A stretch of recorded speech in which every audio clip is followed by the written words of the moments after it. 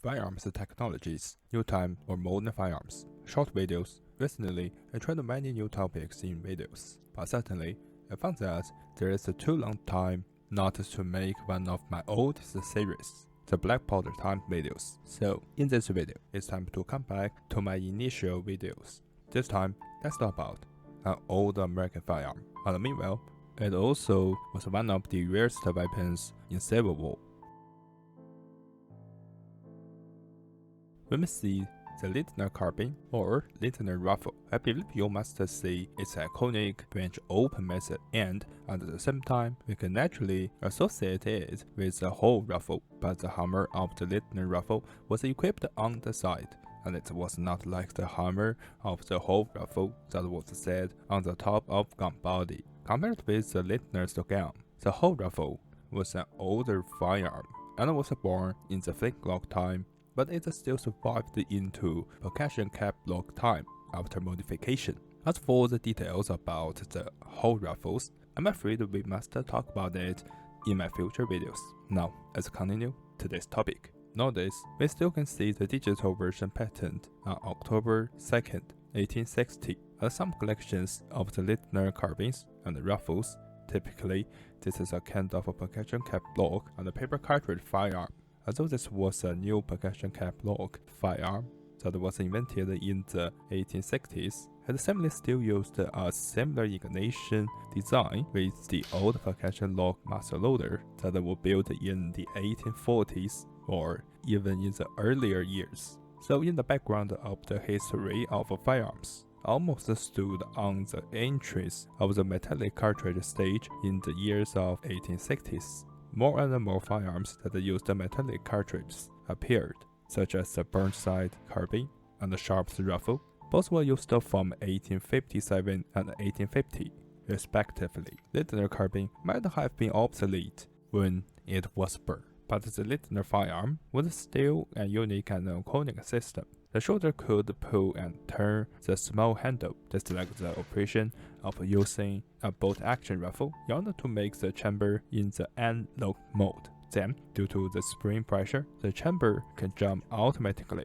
and now it could load the paper cartridge. Because the existing firearms with the Lindner system are not very much, it is hard to find that there are people to shoot the real Lindner firearms firing videos. Well, it has the tilting chamber, which is similar with the whole rifle, and the whole rifle was a paper cartridge firearm as well. So we might be able to infer both branch loaders has a similar loading method, and we can watch the whole rifle operating videos as a reference. When the chamber is opened, we can see it's a grooved tilting chamber, and there is a hooded rotating bolt collar to lock and unlock the breech tail snap.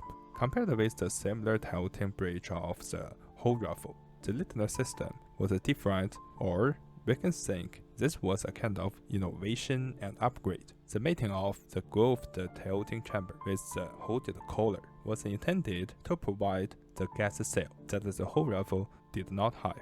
Although the Lindner system got a better gas sealing effect, it made the structure more complicated. So this is why the author and the researcher Edward Hall notes in his book, the design was simply too complicated to be practical. Speaking of which, I believe you have noticed the name of this chapter, the Lindner system. This is also one of the most interesting points of Lindner's invention. The reason why we can call it the Lindner system, because it was not only a gun. The device could be applied in a carbine, long rifle, or even it was applicable the alteration of existing muzzleloaders. In other words, the obsolete old firearms also could be alterated by equipping the new Lindner breech loading system as a kind of a method to refurbish the old ones. So when we talk about the Lindner rifle, it's more likely a proper noun that can express those rifles that use the Lindner system device in the breech chamber.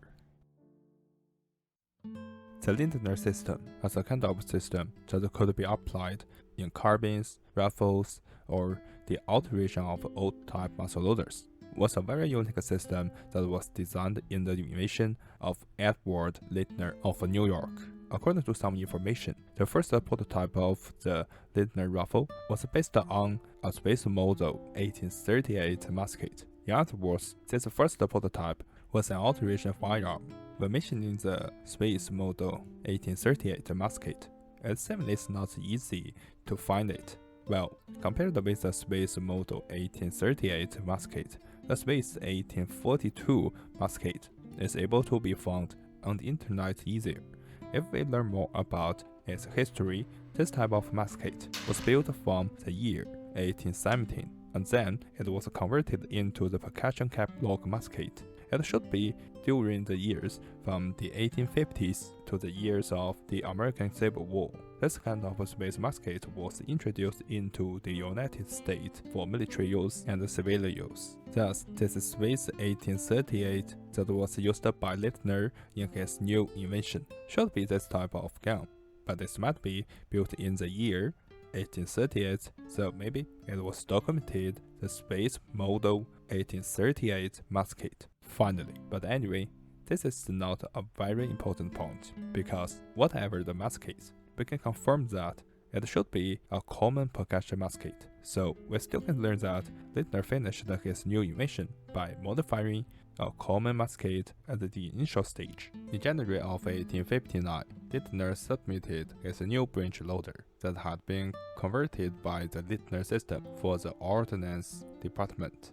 Nowadays, this department has been renamed to the United States Ordnance Corps. In fact, the test was not smooth during the testing days between January 22nd and 24th. His design was always rejected. The rejected reasons also were very clear. First of all, the female groove in the tilting breech was likely to become dirty, rusted, or fouled, making the operation of the system difficult. In other words, this gun didn't have a steady working state, especially if it was used by the soldiers in the battlefield. The gun might be harder to fire. Second, although the gas cell parts were always an important point that he focused on improving since the year 1856, the testing officers felt that the gas cell depended on the tight mechanical fit between the grooved chamber and the hooded collar entirely. So with the tight parts worked many times or other reasons, the gap might be able to appear in the tightening gas cell parts. The little gap can result in the gas leaking out accidentally. Then, the officer also saw that the projecting operating handle from the hooded collar was a complicated part, and this might even be broken in the field or cause injuries in an accident. By the way, what if the officers can see our modern firearms, like the bolt-action snap rifles and many automatic rifles? They all have a very obvious handle from the bolt, which is similar with the handle of the Lindner carbine. So, what will they think about it? But anyway, Lindner's design problem in his firearm invention is indeed one of shortcoming, but our modern firearms have been in a very mature stage. Finally, the officers gave Lindner a comment in the report. In our opinion, it does not possess either the simplicity or durability required for an arm for military purposes. Just like other inventors' stories, they always are the people who never say never. Lindner left the army and approached the navy for a test of his design. This time, the tester was Admiral Dahlgren. He tested Lindner's gun by firing about 140 times. The result was positive, but it was seemingly that the Admiral didn't have the idea to order the gun. Then, Lindner still wanted to continue to promote his invention and tried to persuade Secretary of War John B. Floyd to request the Army perform additional tests, but the result was similar to before. People still didn't like the operating handle. Yeah, it was the handle problem again. In addition, the gun was able to fire 5 rounds in 1 minute, but their fire rate can make the gun too hard to touch, because the handle and the hooded collar was connected with the barrel. The temperature can transfer on the handle. Thus, After 5 times repeating firing in 1 minute, the shooter might not be able to open the chamber and reload the 6th cartridge. Meanwhile, maybe the shortcomings were too outstanding. There are few people who thought the not great accuracy of the gun was a particular issue as well. However, this time, the officers might want to give Lindner a chance, although his product was not excellent. At the conclusion of the report, the testers noted that should Lindner be able to address these design issues, probably 50 guns should be acquired for further testing. Until this moment, Lindner finally can see the hope that his invention can be accepted and ordered, and on October 2, 1860, his breech-loading firearm patent was finally published. While Lindner might never predict there would be a cruel war that would start in his country. After 6 months, the patent was published. This war was simply also a chance to promote his new invention. The Lindner gun was a paper cartridge French loader built in the 1860s. It was a little bit obsolete when it was born, but it was not a gun that was behind the times totally, because at the same years, although the metallic cartridge breech loaders had already appeared and showed out the amazing potential, the muzzle loaders were still serving in the military, and the metallic cartridge breech loaders also on the early stage and didn't be used very popular. The American Civil War was a very typical example in the 1860s, when the various types of guns appeared in the war. We, as modern people, we can see the development of history very clearly. So, we can see Lindner was an inventor, but he had a smart business thinking. Maybe he found some proof of war will break out. Because in the days leading up to the American Civil War, he had patented his design in both Belgium and Britain, and set up a facility in Hamburg. But the patented place of Lindner was in New York. So, this Hamburg might be the Hamburg of New York, or the Hamburg of Pennsylvania, which is closer to the New York City. But not the Hamburg in Germany, in preparation to possibly build more commercial muskets with the Lener system in the future, more convenient. In Lindner's plan, he had managed to get more obsolete Austrian model 1842 Jaeger rifles and opened some model 1854 extra core carbines, also known as the low-range rifle, from the Piedmontese. Those guns assembly were captured during the 1859 Austro-Sardinian War, also known as the Second Italian War of Independence, with the Austrians. Lindner was going to modify them into his new breech loading system and make them shorter to a carbine look. Then, he offered them for sale to the US government. When the Civil War broke out, the Union and Confederate armies urgently needed weapons. On November 6, 1861, he got his first order for 400 carbines from the US Ordnance Department, and the guns were issued with the 1st Michigan Cavalry Regiment. In his first supply of the Lindner carbine, most of them were modified from the famous Jaeger rifles, so we might also think that, in fact, these guns were used guns, or renovated guns. But because of the war, the commanders had no time to choose old guns or new guns. The first mission was to get guns. It was mentioned that during the invention and development of Lindner, he also got some people who were the promoters of his new design. Samuel B. Smith of New York was one of the promoters, and at the same time, he also was engaged as a sales agent by Lindner. At the time, more people found the Lindner's invention. There was a man, Arthur Eastman of Manchester, New Hampshire. At the start, he wanted to purchase the old Hope carbines from the government and alter them to the Lindner system. Eastman produced 2 samples, but unfortunately, the Ordnance Department simply didn't like this idea, so then they rejected him. Then Eastman decided to take a new approach. He proposed to the governor of the state of New Hampshire, altering the flintlock hole rifles to the Lindner propagation system. This time, the discussion was very smooth.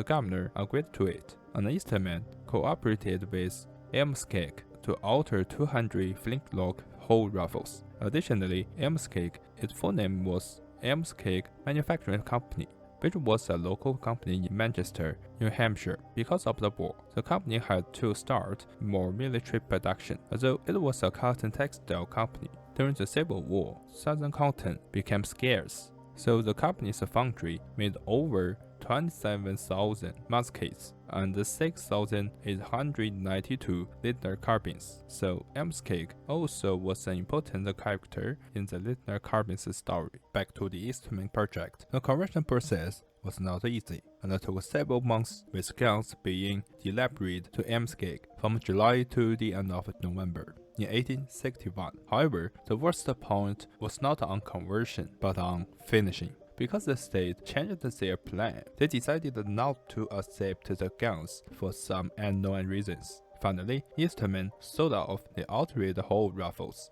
to William Reed and Son of Boston at the price of $11.50. Well, before that, he must spend $10 to convert each rifle. So in this business project, Eastman might just recoup the cost or even lose the money on the transaction. By the way, Seb'xArmedCafé took part in the production, so now they have the equipment to produce the Lindner branch loading system. So on paper, Seb'xArmedCafé company also could accept the conversion works to the Lindner system. After the Eastman's project, there was another man who brought an old gun to Seb'xArmedCafé. This man was E.G. Allen of the National Steam Gauge Company in Boston, and this old gun was a patent 1856 Enfield rifled musket. Obviously, he bought only one gun because this was just a sample. He planned to obtain a contract to convert the numerous English rifled musket from muzzleloader to breech loader in Massachusetts, but the Lindner system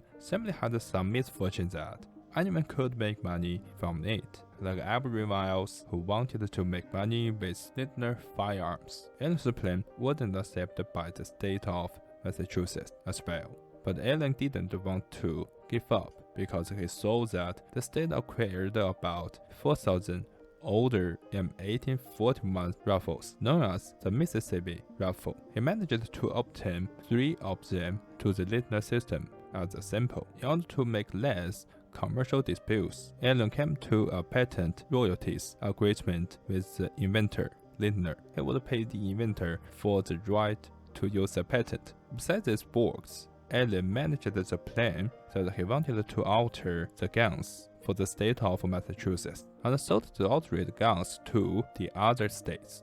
However, he only produced 103 altered Mississippi rifles, including 3 sample guns only for the state of Massachusetts, and 200 altered Mississippi rifles that also added rest-mounted pip rear set for the Department of New England. Honestly, there simply is little information about this department on the internet, but at least this department should be the General Benjamin Butler's command, which aimed to organize the force to finish the attack missions for New Orleans when he established this department. So, because of the not really successful business progress, the Lindner percussion branch loader system was not built too much. Finally, it became one of the rarest collections among the Civil War weapons. But fortunately, nowadays, we still can find some old stories about this iconic weapon system. It makes us come back to that special history background and be able to see about our business operations in a wartime. Okay, this is a Lindner percussion branch loader system. If I got more information about this special firearm, I will expand my story in my future video. So, thank you for watching. Hope you can like this video. Have a good day. See you next time. Bye.